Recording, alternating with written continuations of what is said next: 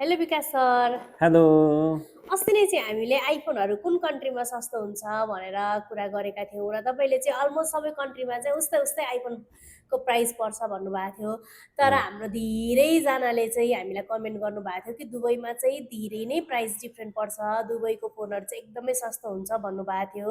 तपाईँले चाहिँ के क्यालकुलेसन गरेर सबै कन्ट्रीमा उस्तै प्राइस हुन्छ भन्नुभएको थियो भन्नु त? मैले अस्ति पनि भिडियोमा त क्लियरली नै भनेको थिएँ। नेपालमा आउने फोन र दुबईमा आउने फोनमा चाहिँ एउटा के फरक छ भने एप्पल केयर प्याक एउटा एप्पल केयर प्याक प्लस भन्ने हुन्छ होइन, त्यसको चाहिँ फरक छ। दुबईमा चाहिँ विदाउट एप्पल केयर प्याक आउँछ भने नेपालमा चाहिँ विथ केयर प्याक आउँछ। त्यही भएर प्राइस चाहिँ सिमिलर हुन गयो। केयर प्याक हटाउने हो भने चाहिँ दुबईमा सस्तो हो, तर सेम टु सेम प्राइसमा हामीले त नेपालमा त एप्पल केयर प्याक सहित पाएका छौँ है।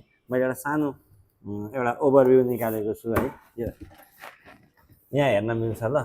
जस्तै कि यो 256 जिबीको प्राइस भयो, दुबईमा 5049 एडी पर्न जान्छ होइन। नेपालमा 2,39,979 रुपियाँ पर्न जान्छ होइन।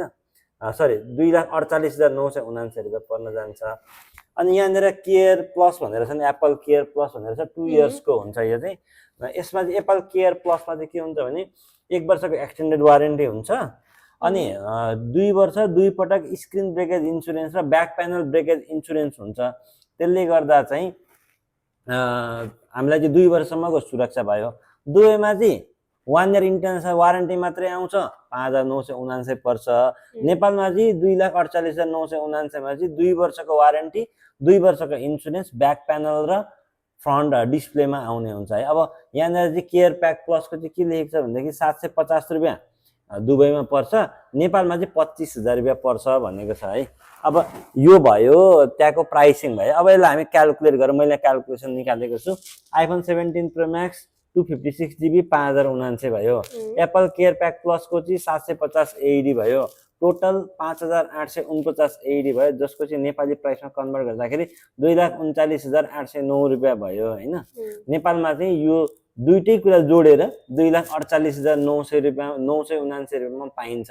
अनि प्लस एप्पलको ओरिजिनल एडाप्टर पनि पाइन्छ 4500 रुपियाँ पर्ने, र अरू कुरा पनि पाइन्छ जुन दुबईमा पाइँदैन है। अब यो क्यालकुलेट गर्दाखेरि चाहिँ यो चार्जरदेखि बाहेक क्यालकुलेट गऱ्यो भने 9,000 रुपियाँको फरक भयो। अनि दुबई चाहिँ यस्तो कन्ट्री हो जहाँ चाहिँ ड्युटी फ्री भन्छ, जहाँ चाहिँ ट्याक्स लाग्दैन। नेपालमा चाहिँ यस्तो महँगो ट्याक्सेस सिस्टम छ, सबैलाई थाहा छ होइन, ट्याक्सेस सिस्टम छ। त्यो हुँदाखेरि पनि हामीले जम्मा 9,000 रुपियाँको फरकमा पाएका हुन्छौँ। र तपाईँलाई थाहा नै छ, हामीले हाम्रो स्टोरबाट चाहिँ 9,000 रुपियाँलाई मेन्टेन गर्नको लागि हामीले धेरै कुराहरू दिएका छौँ। सो दुबईको प्राइस र नेपालको प्राइसमा खासै फरक भएन। यदि एप्पल केयर प्याक हटाउने हो भने चाहिँ 22,000 रुपियाँ कम पर्यो। त्यो भनेको चाहिँ लगभग 2,20,000 रुपियाँ पर्न गयो होइन।